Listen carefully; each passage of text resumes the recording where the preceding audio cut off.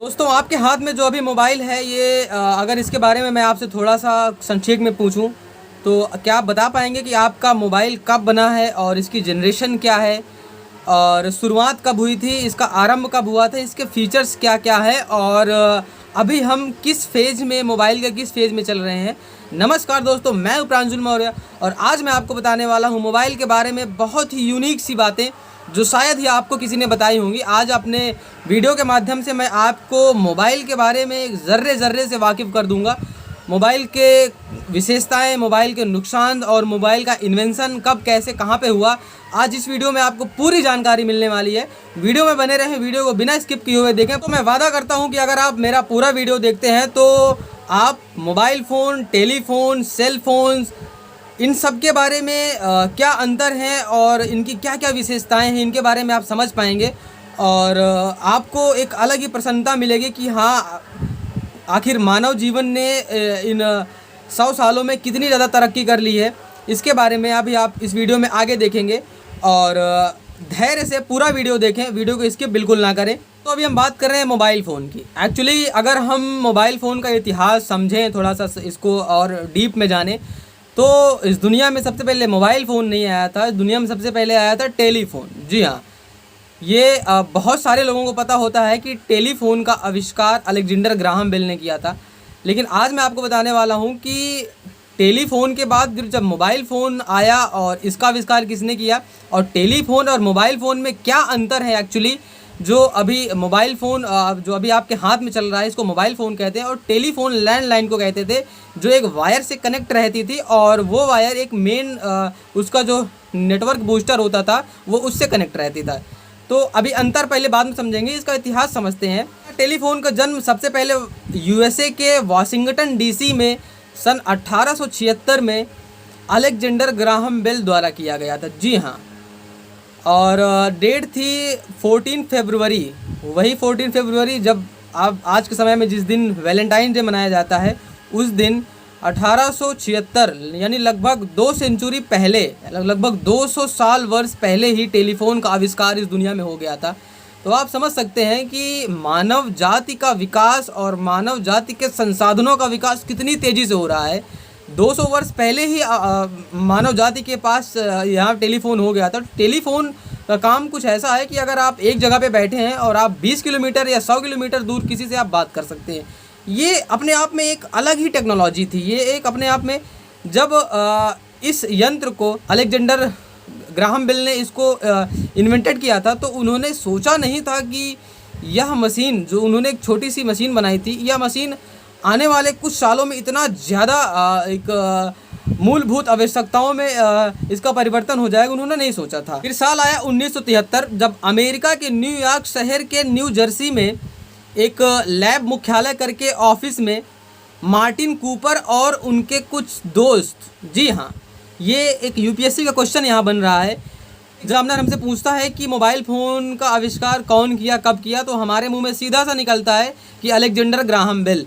वहाँ पे क्वेश्चन हमारा जो होता है वो राइट होता है पर आंसर हमारा गलत हो जाता है। क्यों? क्योंकि मोबाइल फ़ोन का आविष्कार अलेक्जेंडर ग्राहम बेल ने नहीं किया था। अलेक्जेंडर ग्राहम बेल ने टेलीफोन का आविष्कार किया था। उसके बाद कुछ सालों बाद 1973 में लगभग 100 वर्ष बाद 1973 में फिर से मार्टिन कूपर ने उसी टेलीफोन को मॉडिफाई किया और बहुत सारा अध्ययन करके टेलीफोन से उसको मोबाइल फ़ोन में बनाया। देखिए, मैं अंतर अगर आपको समझाने की कोशिश करता हूँ तो अंतर क्या हो जाता था कि टेलीफोन जो होता था वो अच्छा तो था लेकिन उसका यूज़ कहीं ना कहीं पोर्टेबल नहीं था। यानी कि अगर आप घर में हैं तो केवल तभी आप उसको यूज़ कर सकते हैं, क्योंकि वो एक लैंडलाइन फ़ोन था। लैंडलाइन का मतलब एक ही जगह पे रखा रहता था, वो एक वायर से कनेक्ट रहता था। जब भी आपको बात करना है आप उसके पास खुद जाना पड़ता है। जैसे आप मान लीजिए कहीं आप बाहर हैं तो आपको कहीं फ़ोन करना है तो आपको घर आके फ़ोन करना है, तो ये प्रॉब्लम होने लगी थी। तो मार्टिन कूपर और उनके दोस्तों ने बहुत सारा अध्ययन किया, बहुत सारा मेहनत किया और उन्होंने क्या किया कि एक अपना कुछ सिस्टम मतलब सेट किया उन्होंने। और सेट करने के बाद उन्होंने कुछ ऐसा किया कि टेलीफोन को ही मोबाइल फ़ोन में कन्वर्ट कर डाला कि यानी कि अब ये वायरलेस हो चुका है, अब इसमें वायर की ज़रूरत नहीं है। और जब वायर नहीं है तो ये पोर्टेबल हो गया है, इसको आप अपने हाथ में लेकर कहीं पर भी जा सकते हैं, कहीं पर भी यूज़ कर सकते हैं। देखिए वायर और वायरलेस दोनों यही चीज़ को अंतर है। अगर आप वायर में लगा देंगे, तार लगी हुई है तो वो एक जगह रहेगा। अगर वायरलेस हटा देंगे यानी वायर हटा देंगे, उसको वायरलेस कर देंगे, तब वो आपके लिए जो है एक तरह से पोर्टेबल हो जाएगा। आप उसको हाथ में लेकर कहीं भी जा सकते हैं। तो वो मूवमेंट यानी मोबाइल, जो ये मोबाइल का जो नामकरण किया गया है वो मूवमेंट से ही लिया गया है कि आप उसको मूव कर सकते हैं, एक जगह से दूसरी जगह पर उसका स्थानांतरित करके यूज़ कर सकते हैं। दोस्तों आज के ज़माने में अगर हम देखेंगे तो सबसे ज़्यादा वायरलेस चीज़ों का ही उपयोग लोगों को पसंद आ रहा है। वायरलेस चीज़ें उनको बहुत ज़्यादा उनको अच्छी लगने लगी है। तो यही रीज़न है कि आज मोबाइल में इतनी ज़्यादा हरित क्रांति आ गई है।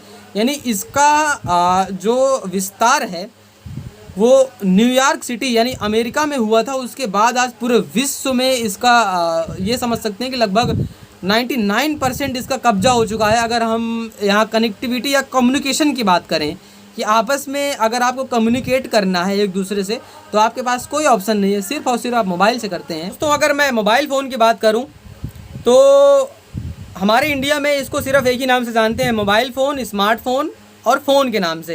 लेकिन अगर मैं वर्ल्ड वाइड की बात करूं कि पूरे विश्व में लोग इसको किस किस नाम से बुलाते हैं तो वो आप सुनेंगे तो बड़ा ही आश्चर्य है। जैसे कि वो लोग बुलाते हैं hands phone, wireless phone, cellular phone, cell phone, telephone और हाथ फ़ोन जैसे इसके अलग अलग नाम पूरे विश्व में चलते हैं। दोस्तों आपसे मैं अगर एक सवाल अगर आपसे करूं कि मोबाइल को हिंदी भाषा में क्या कहते हैं। देखिए आप हिंदुस्तानी हैं, आप एक भारतीय हैं और शुद्ध हिंदी आपको पता है। मैं आपसे पूछ रहा हूँ मोबाइल को हिंदी भाषा में क्या कहते हैं। आपको अगर पता है तो आप यहाँ कमेंट सेक्शन में इसका जवाब दे सकते हैं। लेकिन मैं आपको बताता हूँ, कोई नहीं बताएगा, मैं बता रहा हूँ आपको। इसका हिंदी में अर्थ हो रहा है चलित दूरभाष यंत्र, है ना, मज़ेदार, चलित दूरभाष यंत्र। अगर हम हिंदी में बात करेंगे भाई तुम्हारे पास चलित दूरभाष यंत्र है तो कहेगा हाँ ये क्या है। तो जी हाँ, मोबाइल का हिंदी नाम है चलित दूरभाष यंत्र। और इससे भी इंटरेस्टिंग दोस्तों इसका फुल फॉर्म है। क्या आपको पता है मोबाइल का फुल फॉर्म क्या होता है? मैं बताता हूँ। इसका फुल फॉर्म होता है modified operation byte integration limited energy. ये मोबाइल का फुल फॉर्म होता है, इसको आप देख सकते हैं। और ये आपको बहुत सारे एग्जाम्स में भी काम आ सकता है और अपने पर्सनल नॉलेज के भी काम आ सकता है। आप किसी से पूछ सकते हैं कि भाई आप मोबाइल तो चलाते हो, इसका फुल फॉर्म क्या होता है, इसका अर्थ क्या होता है, ये आप हमें बताइए। जब आप इसको अर्थ इसका आप निकाल लेते हैं तो इसकी गहराई की चीज़ों को आप समझ सकते हैं। तो दोस्तों जब मार्टिन कूपर और उनके दोस्तों ने सन 1973 में सबसे पहले यहाँ पे मोबाइल फ़ोन बनाया था तो वो मोटोरोला कंपनी का था। अगर आपको याद होगा तो पहले अगर आप देखते होंगे पहले मोटोरोला कंपनी का फ़ोन आता था। तो जब उन्होंने वह फ़ोन बनाया था तो वो लगभग 2 किलोग्राम का फ़ोन था, लगभग 2 केजी का फ़ोन था, बहुत हैवी फ़ोन था, उसको ले जाना या कैरी करना थोड़ा मुश्किल होता था। उसके बाद धीरे धीरे अपडेट किए गए तो फिर वो फ़ोन हल्का किया गया। और जब उन्होंने पहली बार उस फ़ोन से अपने दोस्त को फ़ोन मिलाया था तब उनको ये अंदाज़ा नहीं था कि अगले इतने सालों में इस फ़ोन का इतना ज़्यादा, इस मोबाइल फ़ोन का इतना ज़्यादा विकास होने वाला है और यह मानव जीवन की सबसे मूलभूत आवश्यकताओं में शामिल हो जाएगा। किसी को नहीं पता था। तो दोस्तों जब मोबाइल का लॉन्च हुआ था तो उस समय केवल कॉलिंग्स का ही आपस में ट्रांसफॉर्मेशन होता था, यानी कि आपके आवाज़ को ही दूरभाष में केवल वहाँ पे स्थानांतरित किया जाता था। उस समय अगर आपको कोई फ़ोटो भेजनी है या कुछ ईमेल जीमेल करना, कुछ नहीं था, केवल सादा फ़ोन था कि आप केवल अपनी आवाज़ को एक जगह से दूसरी जगह पे भेज सकते थे। फिर साल आया 1995 जब सबसे पहले इस दुनिया में इंटरनेट ने पैर रखा। अब जब इंटरनेट आ गया तो एक्चुअली अगर हम देखें कि मोबाइल का विस्तार जो एक्चुअल जो स्टार्ट हुआ है वो इंटरनेट आने के बाद हुआ था। इंटरनेट जैसे ही आया मोबाइल के सेल्स में और मोबाइल के हरित क्रांति में एक बूस्ट आ गया, अचानक से जैसे एक बम सा फूटा और इंटरनेट इतनी तेज़ी से फैल गया कि आज पूरे विश्व में इंटरनेट का राज चल रहा है। तो ये जब इंटरनेट जब आया था तो ये स्टार्टिंग में 1G में लॉन्च हुआ था, यानी कि फर्स्ट जनरेशन जो इसका है 1G। अभी मैं आपको बताऊंगा कि 1G, 2G, 3G, 4G और 5G में क्या क्या अंतर है। तो जब मोबाइल आया था तो ये 1G में आया था। उसमें 1G में क्या होता है कि केवल आप अपनी एक सिंपल सी 0 मेगापिक्सल की आप फ़ोटो सेंड कर सकते थे। उसके बाद इसके जनरेशन्स हर दशक वर्ष में, यानी कि हर 10 साल में जो है इसका एक एक जनरेशन बढ़ता गया। इसका 1G के बाद 2G आया, 3G आया, 4G आया। ये G का मतलब होता है जनरेशन, यानी तीसरा जनरेशन, चौथा जनरेशन, पाँचवा जनरेशन। जनरेशन की अगर मैं बात करूँ कि पीढ़ी, जैसे हमारी पीढ़ी होती है, लोगों की पीढ़ी होती है, वैसे एक मोबाइल की और एक इंटरनेट की भी पीढ़ी थी। 1G, 2G, 3G, 4G, 5G करके पहली पीढ़ी, दूसरी पीढ़ी, तीसरी पीढ़ी, चौथी पीढ़ी, पाँचवीं पीढ़ी करके। तो धीरे धीरे क्या हुआ कि पहले हम फ़ोटो भेज पाते थे, फिर हम वीडियो भेजने लगे, फिर अब email, Gmail, online uploading, downloading, internet scrolling, social media, ऐसे कर करके आज मोबाइल टेक्नोलॉजी का एक सबसे बड़ा माध्यम बना हुआ है। और अगर हम अपने सबकॉन्शियस माइंड से सोचें कि ये मोबाइल है क्या चीज़, जो आज आपके हाथ में 6 इंच का ये जो स्क्रीन आप देख रहे हैं, ये भी पहले टच स्क्रीन में फ़ोन नहीं लॉन्च हुआ था। फ़ोन केवल कीबोर्ड की का जो स्विच बटन के अकॉर्डिंग चलता था फ़ोन, उसमें लॉन्च हुआ था। स्क्रीन का उस समय उतना ज़्यादा विकास नहीं हुआ था। दोस्तों मोबाइल को अपडेट करते करते ही उसको कीबोर्ड या कीपैड से उसको जो है स्क्रीन में थोड़ा कन्वर्ट किया जाने लगा, क्योंकि लोगों को जनरेशन्स भी चेंज हो रहे थे और लोगों के माइंडसेट भी थोड़ा सा उनको टेक्नोलॉजी की तरफ खींच रहा था। तो उन्होंने सन 1992 में सबसे पहला, जी हाँ, सन 1992 में सबसे पहला स्क्रीन टच मोबाइल लॉन्च किया गया था। स्क्रीन टच जब लॉन्च हुआ था तो ये एक अलग ही मैजिकल फील देता था।